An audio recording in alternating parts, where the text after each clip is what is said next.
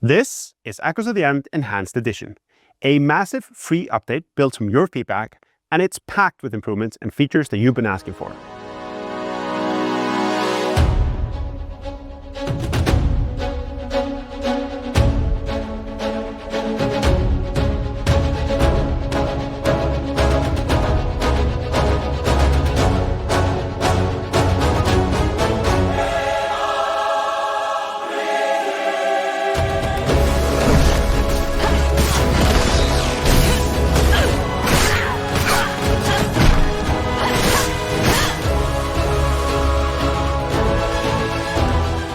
We are Myrkur Games, a small game development studio in Reykjavik, Iceland.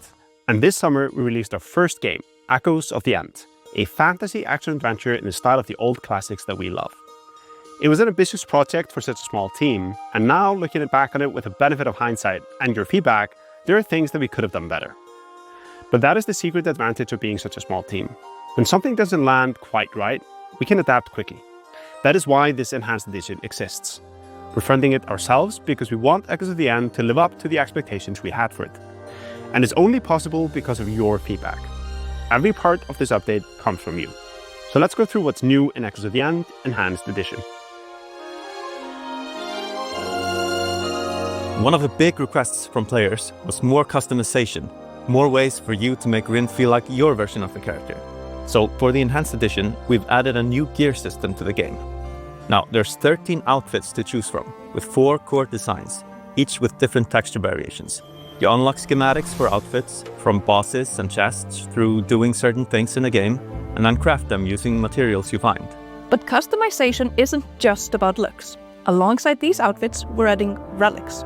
You can slot relics into outfits to further enhance Rin's stats to fit your own playstyle. So the relics are all noticeable modifications to your abilities. Combined with outfits, they give you new ways to make your own story and your own character, both in terms of how Rin looks and in how she fights.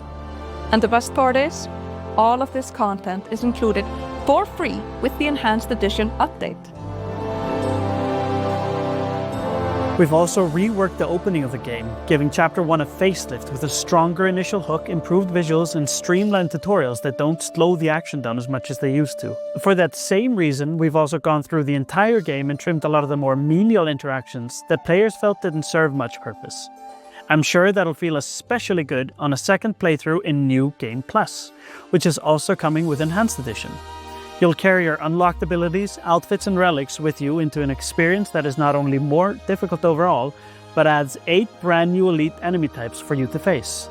It's a tough, fresh challenge for the player who isn't satisfied to win only once.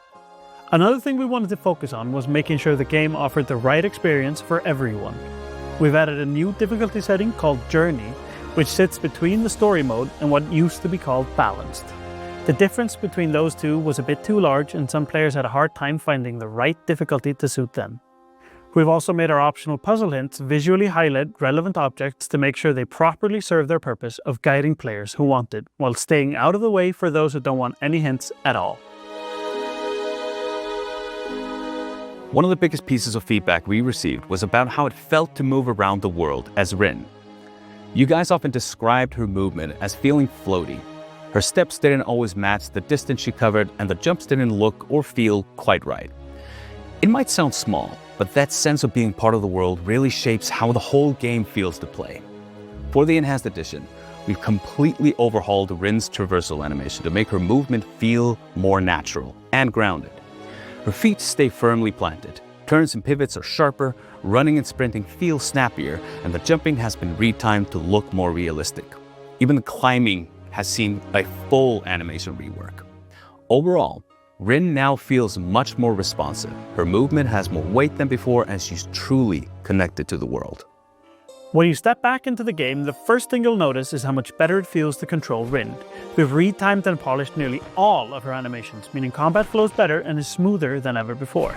Attacks now naturally close the gap to enemies just out of reach, and your combos no longer end when you dodge or parry.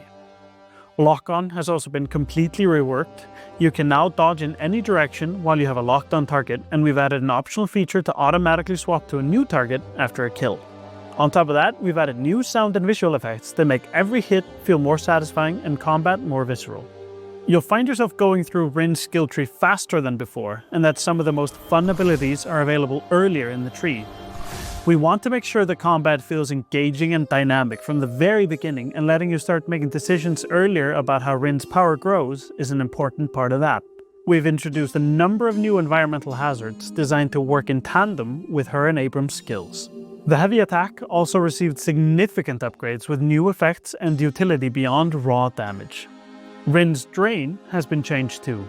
It can now be triggered whether or not you have a full charge ready, giving you more flexibility in how you manage your resources. Altogether, these changes are designed to make combat feel less like it demands a specific playstyle, and to give you more options in choosing your own approach to encounters. We've also made a lot of improvements to enemies. Animations and timings are more readable and consistent, and their ability to break out of your combos and strike back with an uninterruptible attack has been made a bit more forgiving. Now let's talk about ranged enemies.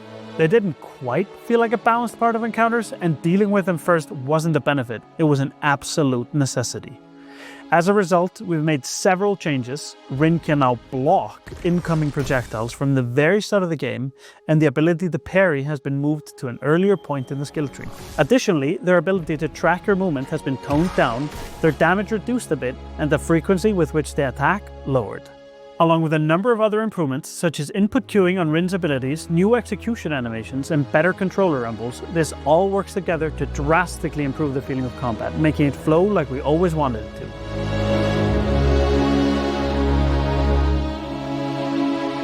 So why call it the Enhanced Edition and not just an update? Because this is more than just a patch. It is a complete overhaul of how the game feels and plays, and it's a statement about what kind of studio we ultimately want to be. We want to make sure that the game we put out into the world is the best version of itself.